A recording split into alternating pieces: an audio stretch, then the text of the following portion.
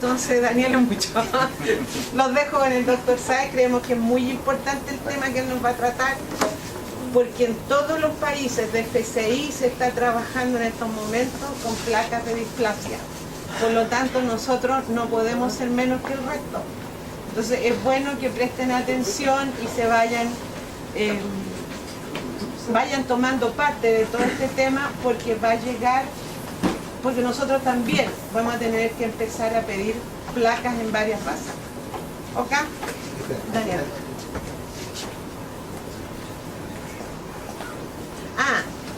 Cristian me pide que les recuerde que el próximo lunes, en este mismo horario, como no hay curso de sinología, la doctora Carolina Montalbán va a dar una charla de Schnauzer en sus 3 tamaños, y va a venir un peluquero a mostrar cómo debiera ser el manto en las distintas etapas. O sea, peluquería aquí no vamos a hacer porque nos matan. Pero la Carolina van a traer perros en distintas etapas. ¿Ok? Los dejo con el doctor Sáez. Bien, muchas gracias.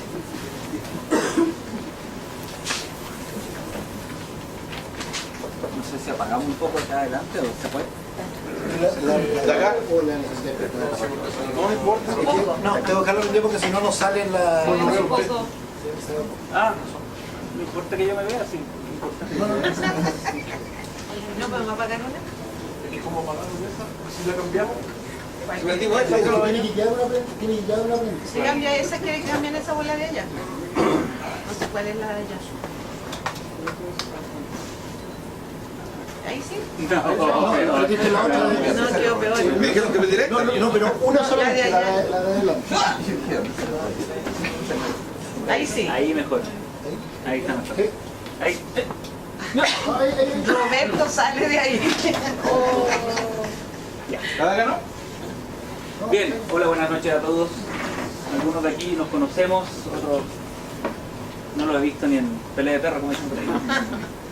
Bien, la idea de la charla de hoy día es acercarnos un poco a algo que ustedes me imagino que conocen, se han familiarizado, quizás no en profundidad, ni la importancia que esto reviste tanto para la salud como para la crianza de los pequeños animales, ¿no es cierto?, como son las patologías heredables en pequeños animales de carácter ortopédico, ¿ya? Y en virtud del tiempo vamos a tocar solamente 3 patologías, vamos a dejar una fuera. Vamos a tocar lo que es displasia de codo, lo que es displasia de cadera y lo que es luxación medial de patela de las razas pequeñas, dejando fuera, si quieren después información sobre el experte o necrosis vascular de cabeza femoral, que también es heredable en los perros pequeños, ¿no es cierto? Lo vamos a dejar fuera porque si no podríamos hablar mucho rato, ¿ya? Ahora, la idea de las charlas, como les digo, es acercarlo a qué es la patología, cómo ocurre, cuáles son las consecuencias de esta patología en nuestros perros, cuáles son las consecuencias de esta patología en nuestra sociedad, ¿ya? Cómo se diagnostica, cómo se gradúa y qué estamos haciendo al respecto, ¿ya? ¿Cuál es la realidad un poco nacional, ¿ya?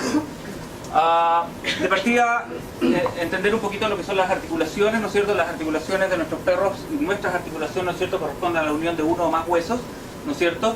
Y existen en sí 3 tipos de articulación, unas que se denominan fibrosas, unas que son cartilagíneas, ¿no es cierto? Y la que más nos interesa son las sinoviales. Los huesos de nuestro cráneo, por ejemplo, están unidos, ¿no es cierto?, por articulaciones, pero son fibrosas, no se mueven, ¿ya?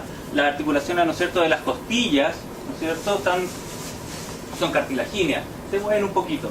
Pero las que más se mueven, ¿no es cierto?, son aquellas que se denominan sinoviales, ¿ya? Y la función de la articulación es permitir la unión y movilidad, que es uno de los puntos más importantes, la movilidad, que es lo que se va a comprometer con toda esta patología, ¿no es cierto?, en mayor o menor grado de huesos involucrados. Y el otro punto importantísimo es la transmisión de fuerzas, ¿no es cierto? Una cosa es moverse y otra cosa es transmitir la fuerza, ¿no es cierto?, que requieren nuestros animales, ¿ya? Tanto el codo como la cadera, como la rodilla, son articulaciones que se denominan sinoviales. ¿Por qué son sinoviales? Porque tienen una cavidad donde encaja una cabeza, normalmente, ¿ya?, excepto la rodilla, que está muy mal hecha. Tienen un cartílago que las recubre, todos conocemos ese cartílago, ¿no es cierto?, que permite que se disminuya la resistencia, ¿no es cierto?, el roce, gracias. Y tiene una cápsula articular que la rodea, la sella, ¿no es cierto? Y a su vez eso permite que por dentro se produzca líquido sinovial, que es su aceitito, ¿no es cierto?, que permite que esto ande como corresponde, ¿ya? Las tres articulaciones funcionan exactamente igual. Lo que varía, ¿no es cierto?, es la conformación, ¿no es cierto?, absolutamente distintas en conformación, ¿ya? Recordemos, ¿no es cierto?, que en nuestro animal el codo, ¿no es cierto?, ustedes lo conocen, está a esta altura, ¿cierto?, a la altura más o menos del esternón, ¿no es cierto?, de la quilla, ¿ya? La cadera atrás, la coxofemoral, como debería llamarse, ¿no es cierto?, la cadera es toda la conformación, ¿no es cierto?, la coxofemoral, acá atrás, ¿no es cierto?, y la rodilla, ¿no es cierto?, que es la que fundamentalmente nos permite la flexión y es una de las que más fuerza hace, ¿no es cierto?, en lo que es el empuje del perro, ¿ya? Entonces tenemos el codo, ¿ya?, que va a estar conformado por 3 huesos, ¿no es cierto?, esa articulación, la cadera, que está conformada por pelvis y fémur, ¿no es cierto?, y la rodilla por tibia, la patela, ¿no es cierto?, y el fémur, ¿sí? La función de las articulaciones es permitir esto que ustedes ven acá, ¿ya?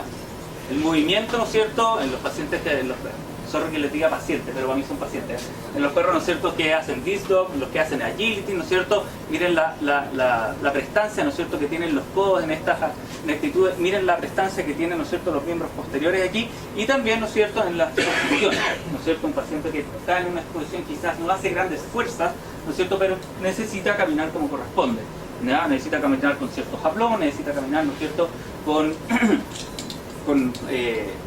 los miembros en posición adecuada, ¿no es cierto? Pero lo más importante, quizás, ahí entramos un poco en discusión, ¿no es cierto?, de la importancia de la movilidad de nuestros perros, es que también son compañeros familiares, ¿ya? Y son compañeros familiares todos los perros que ustedes venden, ¿no es cierto?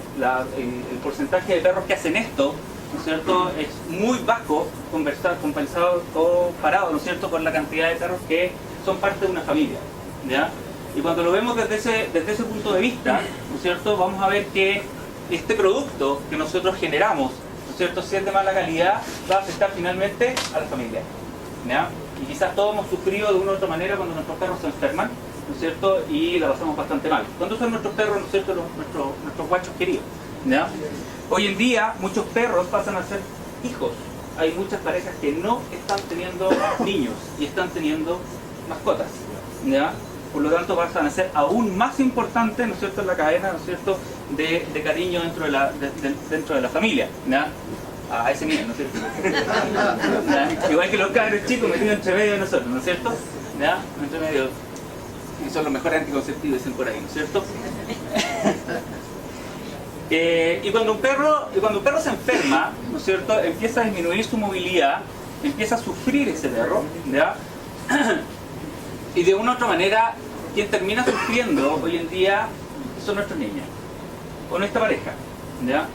Por lo tanto, todo lo que sea a bien de que esto no ocurra es responsabilidad de nosotros, sobre todo en aquellas enfermedades que nosotros podemos transmitirle, ¿no es cierto?, a nuestras progenies, ¿ya? La responsabilidad de nosotros está aquí, ¿ya? No está muchas veces en la pista, no está muchas veces, ¿no es cierto?, en el agility, no está en ese punto. Finalmente, la mayor parte de nuestros perros van a parar aquí, a la familia, ¿ya? Y un perro enfermo en una familia, yo he visto familias que se quiebran por un perro enfermo incluso, ¿ya? Pueden llegar a esos niveles. Entonces, situándonos en la importancia de que nuestros animales se movilicen de manera adecuada, ¿no es cierto?, puedan correr, puedan desplazarse, puedan jugar, puedan ser parte de una familia, ¿no es cierto?, la importancia que conlleva el que tengan caderas, codos y rodillas, ¿no es cierto?, sanas, ¿no?, es trascendental, ¿no? Todos han visto un perro, ¿no es cierto?, ortopédicamente comprometido, y es un perro que está adolorido, quieto, que no se quiere mover, que no se quiere desplazar, que muchas veces no quiere comer tampoco, ¿no? Ok, entremos en materia. Displasia de cadera. ¿Alguien sabe lo que es la displasia de cadera? Eso no encaja bien y empieza a hacer roce y provoca dolor en el Ok, perro. una visión, ¿no es cierto?, es que el hueso no encaja bien, ¿no es cierto?, en su articulación. ¿Alguna otra visión para entenderla? Pero la conocen, la han escuchado, ¿cierto? Todos han escuchado la displasia de cadera, ¿cierto? ¿Ya? ¿Alguien sabe la consecuencia de la displasia de cadera? ¿Ah? Invalidez. Invalidez, dolor. Cuando se sale la cabeza del hueso. ¿Ya? Correcto, ¿ya? ¿Y por qué se produce todo ese dolor y esa invalidez? En parte por roce, ¿no es cierto? Y finalmente es un término que nosotros conocemos bien y que nuestros abuelos conocen mejor, que se llama artrosis. El osteofito es parte de la artrosis, ¿ya? El osteofito es el ¿cómo se llama? Es el acusador de la artrosis en la radiografía, ¿ya? Pero finalmente es un término que todos conocemos bastante bien, que es artrosis, ¿no es cierto? Todos hemos visto abuelitos, ¿no es cierto?, con las articulaciones engrosadas, duras, que a veces no pueden tomar, ¿no es cierto?, ni un vaso, ¿no es cierto?, o las rodillas, que no pueden subir una escalera, ¿no es cierto?, porque las tienen bastante gastadas, ¿no es cierto? ¿Ya? El resultado de todas estas displasias finalmente es artrosis. ¿Ah? En el caso de la displasia de cadera, ¿no es cierto?, la displasia de cadera es muy vieja, ya se fue descrita por Snell en 1937, ¿no es cierto?, muy vieja, ¿ya? Y en esos tiempos, ¿no es cierto?, se pensaba que efectivamente era un tema congénito, que era un problema efectivamente de relación entre masa muscular y velocidad de crecimiento, que había una inestabilidad por mala adaptación, ¿no es cierto?, que efectivamente ¿no es cierto?, esta cabeza femoral no encajaba bien en la articulación, ¿no es cierto? Antiguamente y hasta, ¿no es cierto?, principios de los 90 se pensaba que era un problema de mal desarrollo de la articulación coxofemoral, pero esto no es así, ¿ya? El gran problema de la displasia de cadera es lo que se denomina una hiperlaxitud de la articulación, ¿ya? ¿Todos han escuchado? ¿Han tenido un amigo hiperlaxo, cierto? ¿Sí? Ese que puede doblar los codos así para atrás, hiperlaxo, ¿sí? O los hombros para atrás, ¿no es cierto? Todos saben más o menos qué significa la hiperlaxitud, ¿ya? ¿Y qué está malo en una hiperlaxitud? Límites, no hay límites. ¿Pero qué es lo que está malo? El desgaste prematuro. Esa es la consecuencia, que está malo los ligamentos. Exactamente, ¿no es cierto? Porque fundamentalmente lo que impide que yo me lleve este dedo hacia atrás, ¿no es cierto?, es un ligamento acá. ¿Ya? Si no existiera ese ligamento, se me corta ese ligamento, ¡pum!, este dedo se me viene hasta atrás. ¿Ya? Y lo que ocurre en esta cadera, ¿no es cierto?, que posee fundamentalmente dos ligamentos, una cápsula articular, un ligamento redondo fuerte que va por el centro, son hiperlaxos. Pero no le sirvió. ¿Ya? Y esto, en la conformación del perro cuadrúpeda, es muy deleterio. ¿Ya? Es muy deleterio, vamos a ver por qué. ¿Ya? Muy importante, no está presente al nacimiento. ¿Ya? La coxofemoral, la cabecita y el acetábulo están bien conformados al nacimiento. De otra manera, si esto estuviese mal conformado, pasaría a llamarse lo que se denomina una displasia congénita. Es decir, que viene in útero, ¿ya? Y esa es la que tiene el hombre, o la mujer. Las mujeres son las que más hacen displasia, ¿no es cierto?, cuando son chiquititas y le tienen con la correa, el doble pañal y la cosita, ¿no es cierto? Esa es una displasia congénita, ¿ya? En la cual, ¿no es cierto?, la cabeza viene afuera, ¿me sigue? ¿Ya? Y lo que necesitamos, ¿no es cierto?, con las correas y todo eso es meterla para adentro, ¿no es cierto?, y que los músculos se acortan, ¿no es cierto?, los ligamentos se acortan y esto después no tenga problemas hacia adelante. El problema de la displasia de cadera en nuestros animales es que es una enfermedad del desarrollo y se genera entre los 2 y los 4 meses. 4 meses. Ahí, ese es el periodo en que se genera, ¿ya? No antes, ¿ya? Lo cual genera varios problemas. Uno de ellos es el diagnóstico. El diagnóstico precoz no se puede hacer antes de los 4 meses, porque no sabemos si va a existir o no va a existir, ¿ya? En términos de epidemiología, clásicamente afecta a las razas grandes y gigantes, clásicamente, porque hoy en día esto ha virado muchísimo, ¿no es cierto? Antiguamente el San Bernardo era una de las razas así como eminentemente displásicas, sobre todo en nuestro país. Y por otro lado tenemos los Greyhound, ¿no es cierto?, que prácticamente no son displásicos. Encontrar una displasia en un Greyhound es casi imposible, ¿no? ¿Y saben por qué? ¿Por qué, doctor? ¿Ah? Por la fuerza de la masa. Por la musculatura, exactamente. No quiere decir que no tengan el gen de la displasia. Quiere decir que esa hiperlaxitud es compensada por la musculatura que mete hacia adentro de la cabeza femoral, ¿ya? Entonces puede estar blando esto, ¿no es cierto?, puede moverse para donde quiera, pero los músculos son tan fuertes, ¿no es cierto?, que mantienen la cabeza adentro. Entonces contrarresta la hiperlaxitud y no genera, ¿no es cierto?, la artrosis que va a generar el dolor. Un perro que tiene displasia, que no tiene síntomas, si uno se preocupa de fortalecer su musculatura, puede estirar el chicle para que no tenga síntomas. Es así. Es cierto, sí, se puede. Pero ya venimos a conversar un poco de qué hacemos con un paciente que no tiene displasia desde un punto de vista sinológico y desde el punto de vista médico, que son cosas absolutamente distintas, ¿ya? Efectivamente, desde un punto de vista médico, yo necesito hacer ciertas terapéuticas para que el paciente no le duela. Desde un punto de vista sinológico, por más que yo haga algo, ese paciente no debería reproducirse. Incluso hay que mover la cabeza Hay muchas. y reemplazar eso con musculatura. Hay muchas, si vienen después, conversamos, todas las preguntas que tengan me las hacen y les puedo contestar, ¿no es cierto?, sobre terapéutica, que es mejor cortarle la cabeza, hacer una sinfisiodesis, una trabeculotomía pélvica, no sé, lo que quieran, ¿ya? Ahí hay distintas terapéuticas, ¿no es cierto? La prevalencia en general anda entre el 20 y el 50%, obviamente dependiendo de la raza, ¿no es cierto?, y la técnica que evalúen, ¿no es cierto? Clásicamente se ha dicho que los machos tienen más que la hembra, pero la verdad es que no existen diferencias significativas, ¿ya? Unas razas más, y solamente un 11% son unilaterales, ¿ya? La mayoría tienden a ser bilaterales, no iguales, puede ser una leve, una severa, ¿no es cierto?, dos moderadas, ¿no es cierto?, pero muy pocas son unilaterales, ¿sí? Este es el último estudio de la OFA, de la Orthopedic Foundation for Animal. ¿Conocen a la OFA, cierto? Para los que no conocen a la OFA es Orthopedic Foundation for Animal, la fundación, ¿no es cierto?, de ortopédica para los animales, y es gringa, es norteamericana. ¿Cuál es el porcentaje bilateral de lo que hacemos? 11% son unilaterales. ¿Ya? 11% es decir, un 89% bilateral. Dame un No minutito, discrimina Daniel. sexo. Para que no tengan que estar tomando apuntes, Daniel autorizó que su charla Sí. la subamos a la página web. Sí, tranquilo. Así que van a... Así que todos estos mejor datos van a que estar ahí. traten... Tranquilo. Ah, está todo ahí. No se ¿ya? La OFA es Orthopedic Foundation for Animals, ¿no es cierto? Es en la cual se basa la American Kennel Club, ¿ya? Ellos, el Kennel Club norteamericano, ¿no es cierto?, lleva los lineamientos de la OFA, propiamente tal, ¿ya? Y es que la que dice a qué edad se toman las placas, quiénes se tienen que plaquear, ¿no es cierto?, qué enfermedades se tienen que plaquear. Y si se pueden meter a su página web, que es ofa.org, eso no está ahí, ofa.org, métanse porque es una página de lujo y les muestra todas las enfermedades las cuales, ¿no es cierto?, controlan los norteamericanos, ¿ya? Y que dista radicalmente, sorry la vehemencia, pero dista radicalmente de lo que controla FC, ¿ya? Radicalmente, ¿ok? Bien, fíjense cómo ha virado esto. Bulldogs y Pugs, ¿no es cierto?, tienen 73 y 69% de los perros displásicos.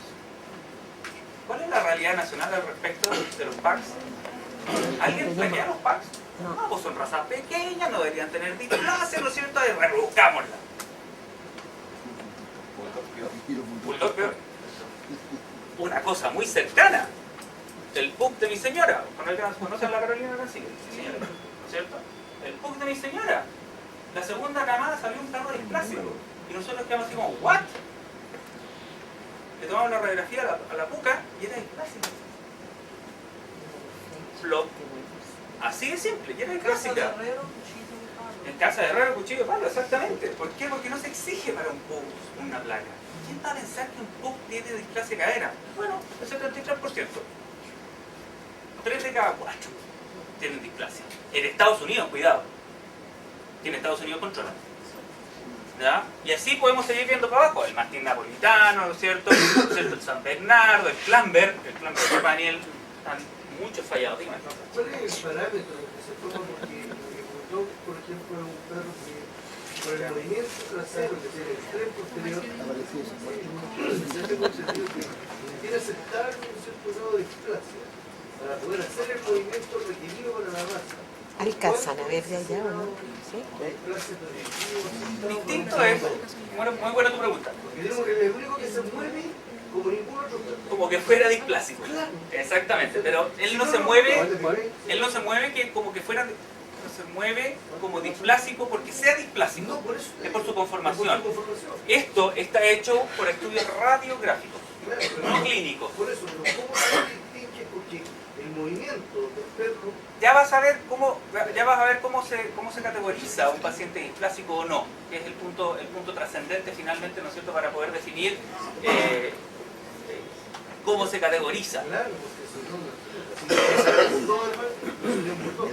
Estamos de acuerdo, pero la vara es la misma, cuidado. Es obvio. La vara Las es máquinas son las mismas. exactamente la misma. ¿Ya? Pero el parámetro, eso no quisiera saber hasta cuánto podría ser permitido, porque la única forma... El punto es el siguiente, lo vamos a conversar después. Lo vamos a conversar después, ahí está la gran discusión, pero lo vamos a conversar al final. No se debería permitir nada. Lo vamos a discutir al final. ¿Ya? Lo vamos a discutir al final, porque obviamente es una cosa que... Y nos quedamos sin perro. Que nos quedamos sin perro, exactamente. Imagínense, sacamos a todos los pubs de Norteamérica y quedamos mal. Ya, pero lo vamos a discutir al final, eso, tanto en términos de clase de cadera como de codo. ¿Ya? Vamos. La prevalencia en Chile, ¿no es cierto? Hay varios estudios, pero fundamentalmente van al pastor alemán y al labrador. ¿Ya? Y son como históricamente los que han tenido clase de cadera. Pero olvídense que hay una tesis, un estudio en ¿cómo se llama? Bulls, o en Pax, o en Bulldog, o en Bulldog francés, no hay nada, no hay cero información. ¿No? Ninguna, así, cero. ¿No? Por lo tanto, la verdad estamos en pañales y estamos a oscuras, porque no tenemos idea de cuál es la epidemiología que tenemos en nuestro país. ¿Ya? Daniel, perdona, en la diapositiva anterior no está y la ovejera alemana, no está el pastor alemán. Esto sigue para abajo. Es muy largo. Si se meten a la página de la OFA, está el listado completo. Está trabajado, por eso. Pero ya no está en... No.